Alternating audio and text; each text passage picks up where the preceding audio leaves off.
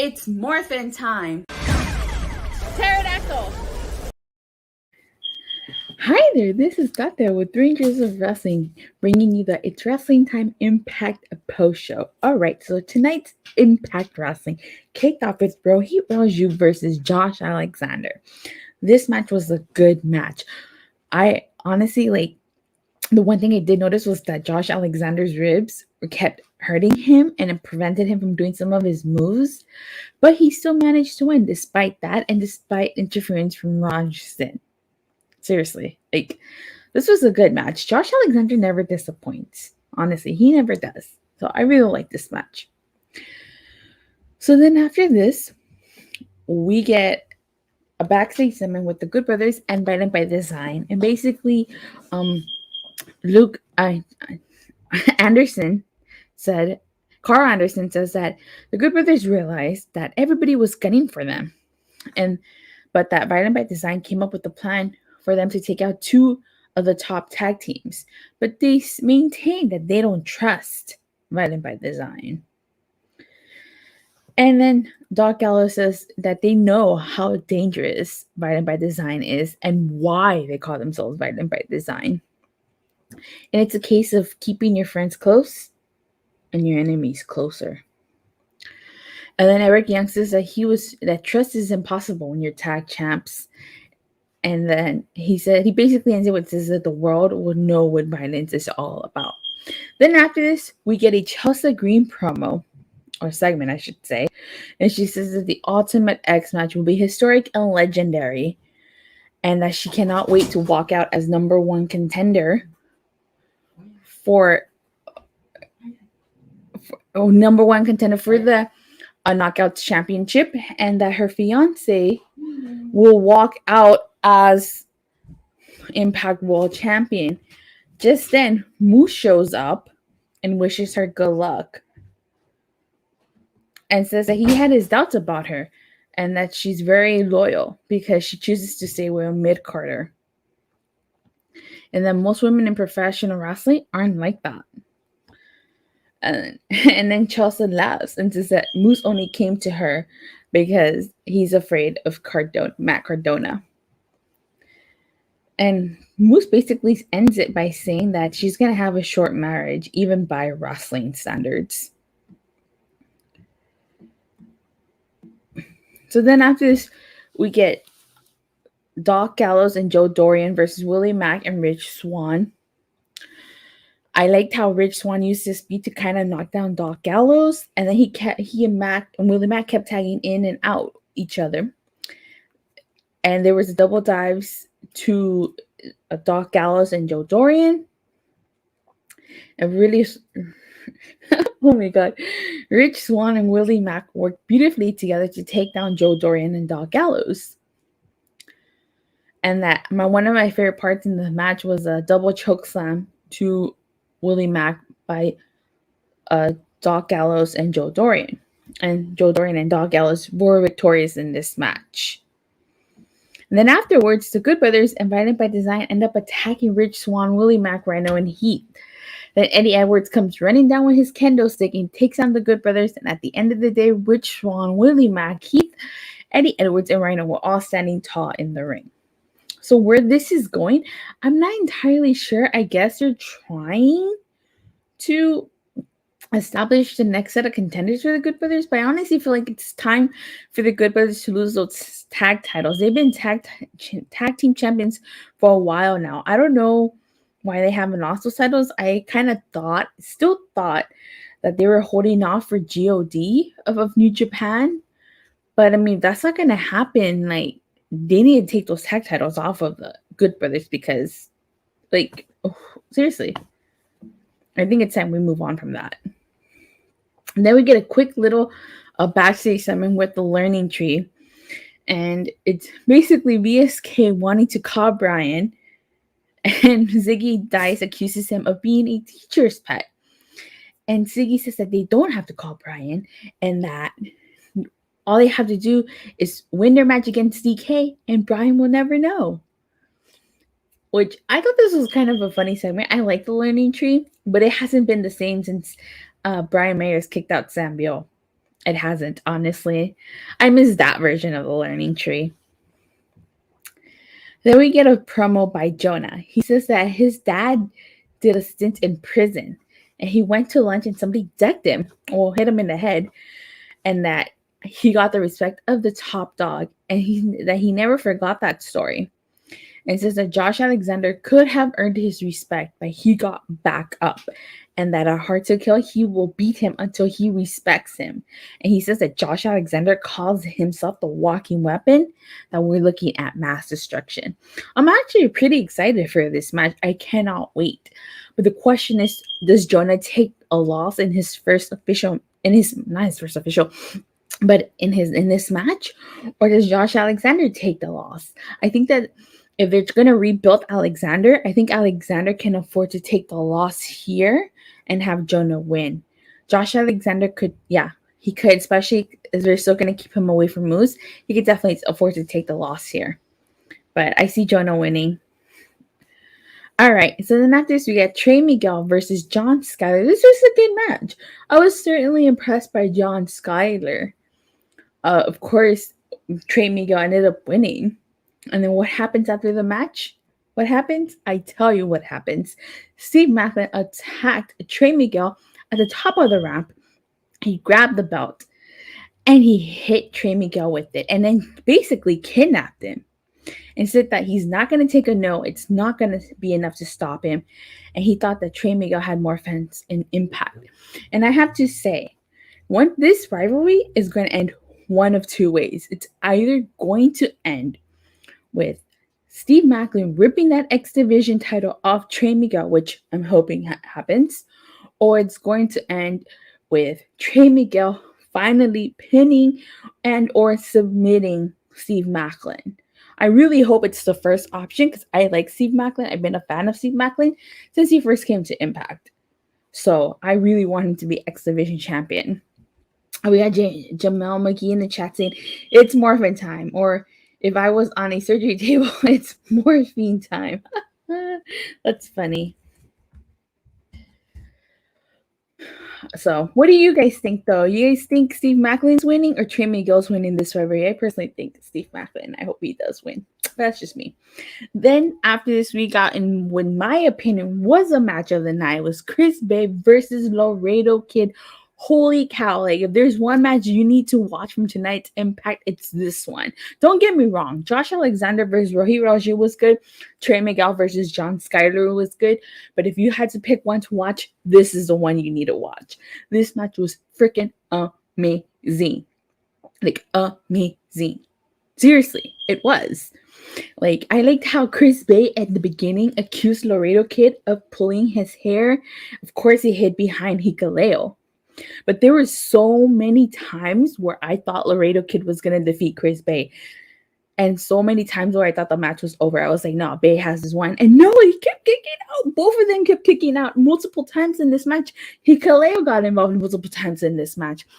He got involved the first time by attacking Laredo Kid while the ref was distracted. He pushed Laredo Kid off the top rope while the ref was checking on Chris Bay. Hikaleo then interfered again and took down Laredo Kid. And that last-minute distraction was what allowed Chris Bay to win. Like, this match was freaking amazing.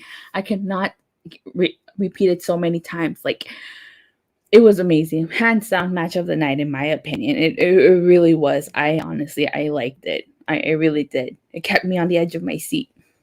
That's what for sure. Oh, we got Swerve Show in the chat.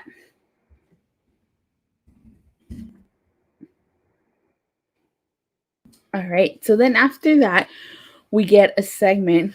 Well, it was actually what happened earlier in the night. It was a confrontation between Mickie James and Deonna Perazzo. While Deonna Perazzo was signing autographs, she attacked Mickie James, and then it cuts to the aftermath. It basically has Scott D'Amore telling them that they certainly crossed the line, that there's going to be a no contact clause between both of them. And that includes Matthew Raywall. And if Matthew Raywall violates the clause, he's going to get fired. And we found out that at Hard to Kill, they're going to, Mickie James versus Deonna Perazzo in a Texas death match. And I am, for one, am super excited for that match. So not only are we getting the first ever Knockouts Ultimate X match, but we're getting a Texas death match. How much more, what more can we ask for? That's going to be freaking amazing, if you ask me. So after this, we get Tenille Dashwood versus Jessie Mckay. It wasn't the strongest match of the evening, but I'm a huge fan of the inspiration. If you've been watching my channel and my reviews, you know I like the inspiration. So no inspiration slander on this channel, please. So I liked how at the beginning, they were both doing the same moves and they laughed a little bit about it. And then Tenille attacked first. This was kind of a short match. Of course, Tenille Dashwood picked up the victory. Why? Because of a couple of interference. So first, Caleb with the K pulled the ref. Then Cassie on the outside slapped Caleb with the K. Then Madison decked her. And then Caleb grabbed Jessie, allowing Tenille to take advantage. So that's how Tenille Dashwood ended up winning. Then after this, we get the contract signing for the Hard to Kill main event. And in case you guys don't know, it's going to be Moose versus W. Morrissey versus Mack Cardona, for the Impact World title. So basically, all three men come out one at a time.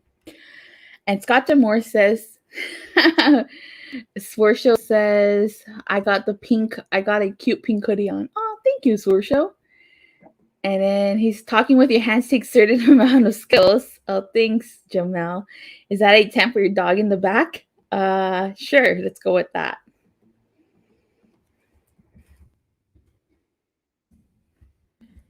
All right.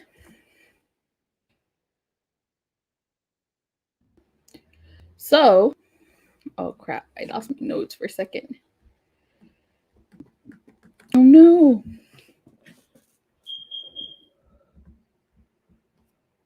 Oh no, hold on, give me one sec. Okay, got my notes back. So basically, Mack Cardona is celebrating his 1 year anniversary at Hard to Kill.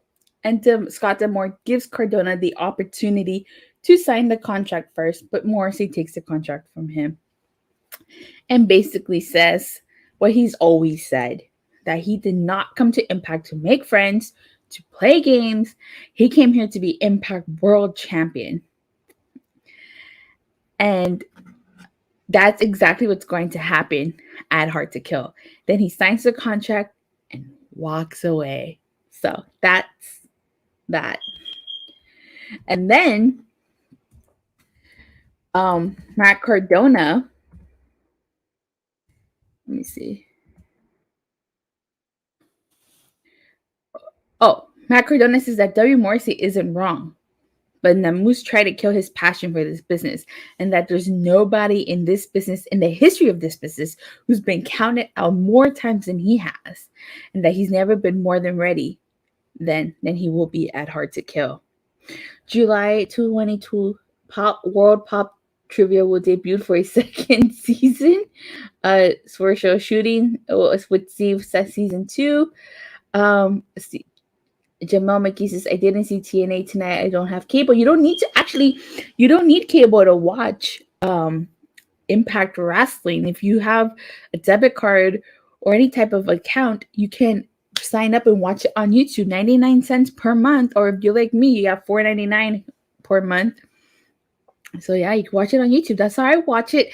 Honestly, okay, before I continue with the main event, honestly, I'd rather give my money to Impact and watch Impact on YouTube than to give my money to my cable provider and upgrade my cable package.